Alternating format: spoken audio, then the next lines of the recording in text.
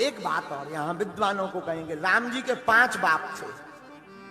5 कितने? राम जी के 5 पिताजी हैं। विचित्र बात है, स्वीकार करना बड़ा मुश्किल है, पर सत्य बात है। 5 पिता। पहले पिता अग्निदेव।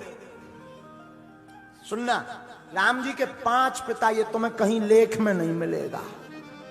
और पूछ भी मत लेना कि किस लेख में है, क्योंकि हमारी तो छोटी सी कुमति है, तो बता रहे। मति तो है ही नहीं, कुमति है।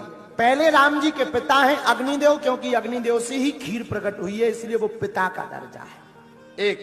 दूसरे पिता दशरथ जी, जो प्रतिपाले, क्योंकि दशरथ जी ने पालन पोषण किया। 2।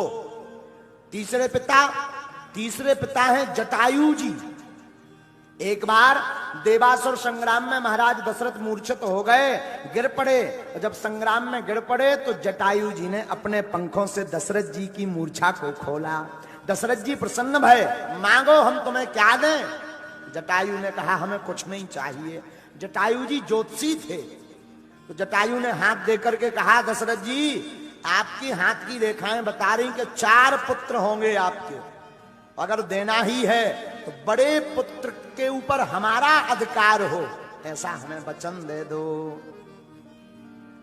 दशरथ जी ने सोचा अभी तो एक भी संतान नहीं है, अगर ये कह रहे नहीं के भरोसे हो जाए, हमने वचन दिया। तो तीसरे पिता हैं जटायु जी, और इसको प्रमाणित हम यूं कर रहे हैं, दशरथ जी के प्राण गए पर राम जी ने अंत्येष्टि क्रिया नहीं की, पर जटायु जी की अंत्येष्टि क्रिया की पुत्र रूप में, और जटायु को पिता मानकर।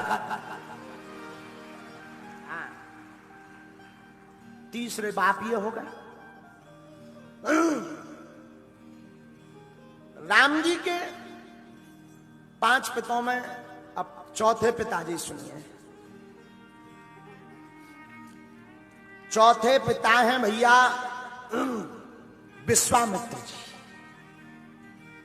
जब जाने लगे तो तुम पितु, दशरथ जी ने कहा आज से आप पिता हैं इनके। क्यों? क्योंकि वशिष्ठ जी ने कान में कह दिया कि ये अकेले जाएंगे, वहां से बहू रानी लाएंगे, और विवाह अगर अपने लड़कों का करवाना है तो इनको बाप बना दो, क्योंकि पिता का अधिकार है पुत्र पर विवाह का, वरना अकेले ही आएंगे राम जी। तो दशरथ जी ने राम लक्ष्मण को विश्वामित्र को सौंपा और कहा आज से आप इनके पिता हैं, ये तुम्हारे बेटा हैं। ये 4 बाप। 5वें पिताजी कौन? श्री जनक जी।